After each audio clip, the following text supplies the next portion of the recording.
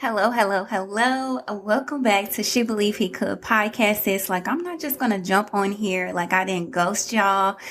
These past couple of weeks from ending season 3 of the Hey Girl, Mind Your Mindset series. First of all, I just want to thank all of our guests that we had on the show.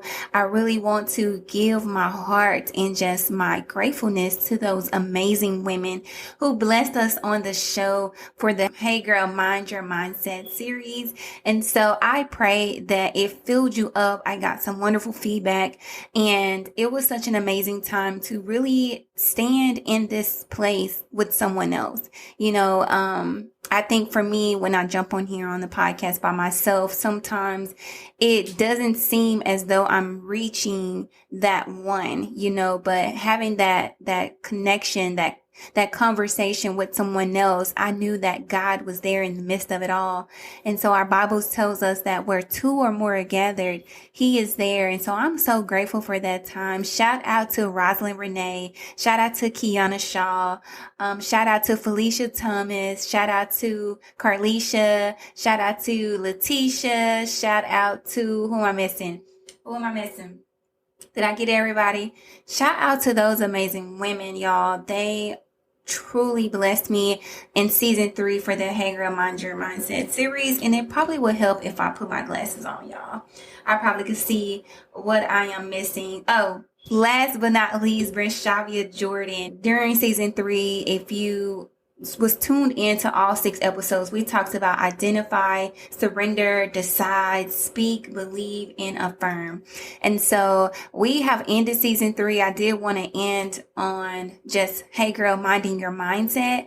And so before I jump into what's been going on with me and life in general, I do want to highlight that ending season 3 of the Hey Girl, Mind Your Mindset series, it does not have to stop on the podcast.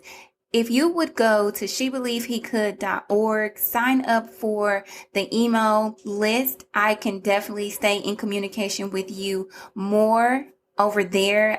So when I'm not jumping on a podcast, you can at least kind of know what's going on with me. Also, there is a new page on the website. It is Mind Your Mindset. So I have figured up 21 ways that you can mind your mindset. And so for the month of November, we are taking what we need, meaning that we are minding our mindset. And so I provided to you 21 ways that you can do this. You don't have to do one thing every single day. You could do 2 things for the next 21 days, or you could do all of the things for the next 21 days, whatever that looks like for you. But feel free to check that out. It's at www.shebelievehecould.org, and you will select Mind Your Mindset page over on the site. So if you are on our email list, you would have already gotten that list in your email. I pray that it blessed you. And even if you don't take those 21 days right now, you could definitely refer back to that list when you are absolutely ready to take those 21 days of minding your mindset. For me, I've been doing a little bit of everything. And so let's get into that update. So life happened in the month of October. I'm not so sad to see it go. October was the month for me. In the midst of the goodness of what God was doing in that series, I too was finding myself minding my mindset for the preparation of what only God knew that was coming my way. So at the beginning of October, I was in a rear end auto accident. It ended up being a hit and run where I was rear-ended at a red light, and then the guy fled the scene. And so police was called, paramedics was called, all of the things that happens in a car accident. And it really shook me to my core. Again, y'all, if y'all are on the email list, you got the full story. You kind of got my heart posture behind how I felt, just emotions that brewed during that time. And so I want to encourage you to connect with me beyond the show and sign up for my email list. That way, when I drop those emails and I'm pouring out from my heart, wow, this is what's going on with her. And so there isn't question, there isn't room for doubt. It's just more so like life is happening. And so I have to be present in His presence during that time. So at the beginning of October, I was in a car accident. And in the midst of all this, y'all, my granny, my mother's mom, my granny, y'all, she has been in a fight of ovarian cancer. And she was residing in Alabama for 2 years. My mom went and got her in July. Right after I came back from that mission trip from LA, my mom brought her back to Texas. So she had been with us for 3 months prior to things really going downhill and really taking a turn for the worse. And so we have been just dealing with that as a family. I've really been trying to support my mom and really be there for her and for my sister, my brother, and for our whole family, because we're such a small little group of a family, and we don't really have a lot of people that we can depend on. So we always feel the weight of what's going on in our family. To say all that, so my granny got really, really sick. Like I said, she had ovarian cancer that had spread it to her stomach, and it was progressing really fast. She did 3 rounds of chemo treatment, and it did not do anything. It did not even budge the cancer. It didn't fight anything. It was weak. And so that, a couple of weeks ago, she went into the hospital and they was like, she has to go on hospice care. That's our recommendation. So she's comfortable. We want to make sure she's comfortable first, and that she has peace of mind, and that she can go home and be with family, until the end of her days. And so we were like, okay, cool. We understood, the assignment. We was preparing ourselves for that for quite some time.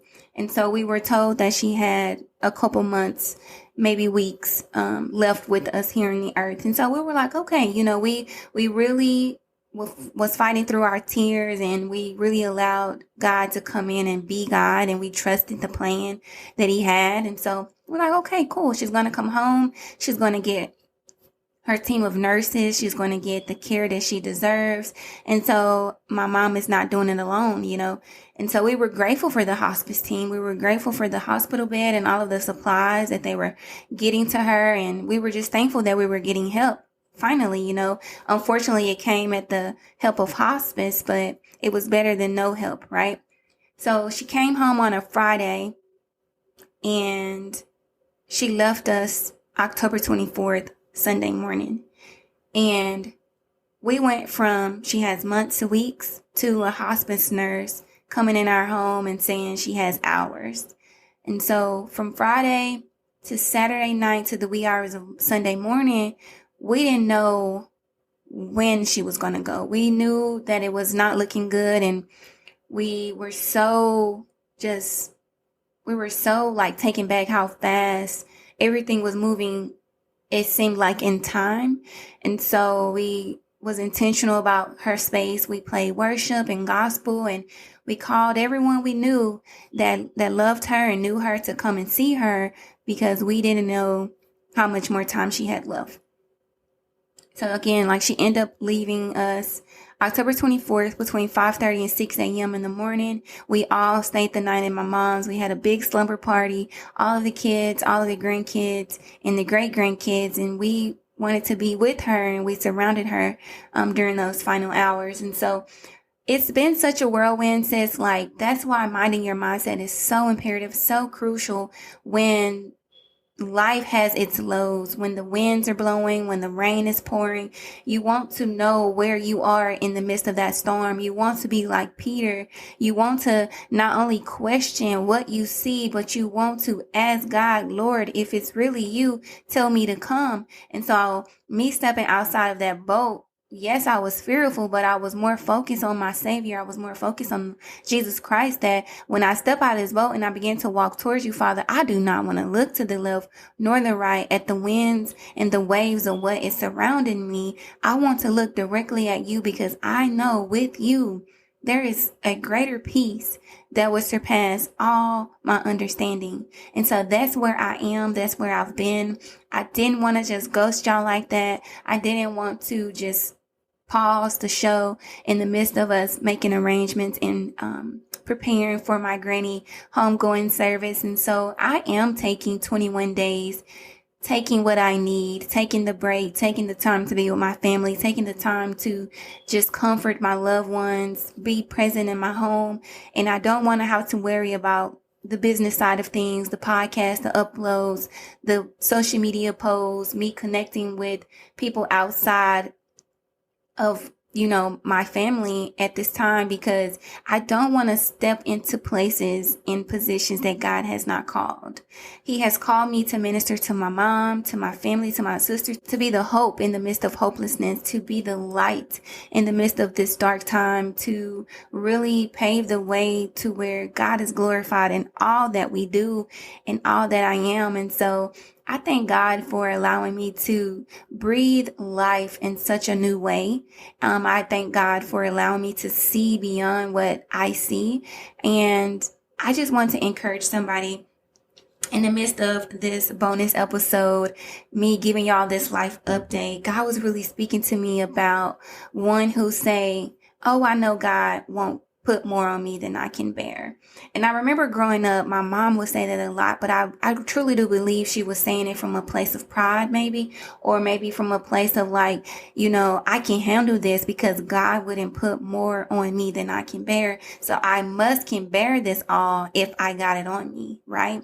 And so I don't know if you had that same mentality with that more than I can bear, but I really wanted to give you the revelation that God was giving me in that saying, and you feeling boastful, or you filling yourself up with the courage, possibly to take on all that you have. And so in the midst of that, we find ourselves resisting the endurance that gives us the ability to grow in our faith in the midst of the hardship. So God will not put more on me than I can bear. It comes with resistance naturally, because sometimes as people, we find ourselves speaking from a place of pride instead of that place of need.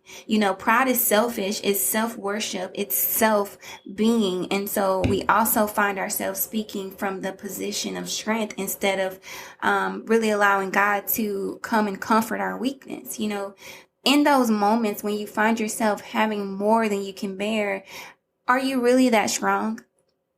Right? Like, do you really see the strength in what God is doing? Are you walking in your own strength, or are you finding yourself weak and inadequate, during that time, and where you're needing God to come in and be your strength and be your rock? Having that strength, it is power, or it's an influence that we are physically strong. So we go out and we pick up all that we see, right? Because God would not give us this if we couldn't bear it. And so sometimes we find ourselves picking up things in our own strength. And lastly, y'all, sometimes we are speaking that from a posture of suffering. It's the state of undergoing pain, distress, or hardship. And what I know that I have heard as a child and just in my adult years, that, God will not put more on me than I can bear. It's lukewarm in the spirit, because you're uncertain of all that He will continue to give you, and you're doubtful if you can really bear it. But you say that from a place of, I'm really suffering right now, but I'm going to believe that God is not putting more on me than I can bear. And so it makes us self-sufficient. It makes us feel independent, that we don't need help of others, and that we can do all that God is needing us to do. And I want to be very clear in this passage of scripture that really highlights more than I can bear. It's found in 1 Corinthians 10 verses 12. It says, "If you think you are standing strong, be careful not to fall. The temptations in your life are no different from what others experience, and God is faithful. He will not allow the temptation to be more than you can stand. When you are tempted, He will show you a way out so that you can endure."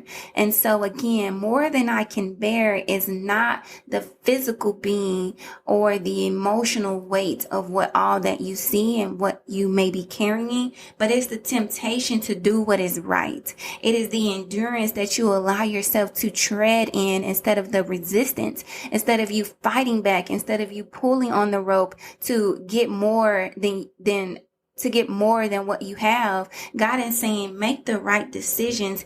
Do not be tempted by what you see.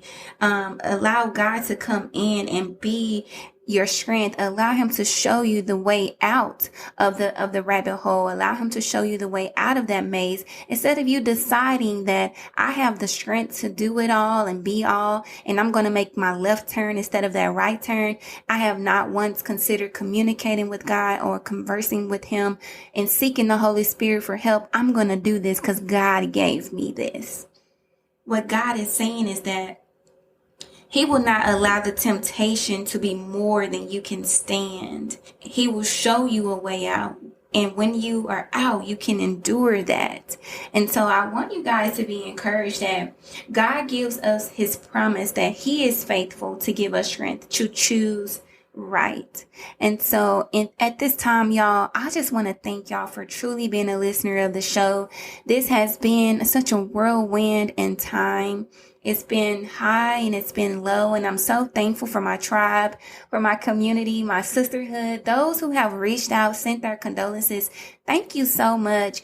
In honor of my grandmother, Diane, my mother, Deanna, my sister, Brianna, my brother, Eddie, my uncles, my cousins, all those who truly felt the love and need the love during this time. I thank you, sis, for being human and allowing time to restore under the Father's wing, allowing the comfort and the peace to subside our minds and really calm those raging thoughts and really cradle those emotions where we get really sad. And so grief is not something that should be contained, but it should be something that is embraced, and we allow ourselves to feel but not dwell, and we allow ourselves to stumble but not fall. And so I thank you, sis, for just being here, being a part of the show. And I want to really encourage you during this time and in the midst of my time that life is so short. And time is all that we have in the end. And when you're no longer faced with that time, you have to allow God to be bigger than time itself. God is not a God of time. He's outside of time. And so what we see by the hour, God has seen by the days and by the weeks and by the months, by the eternity of us, of our life, and in the seasons that continuously to change. God sees all of what is coming from the beginning to the middle to the end. And so be encouraged that there is nothing that God is allowing us to feel or to see. And so I'm grateful, sis. So until next time, peace.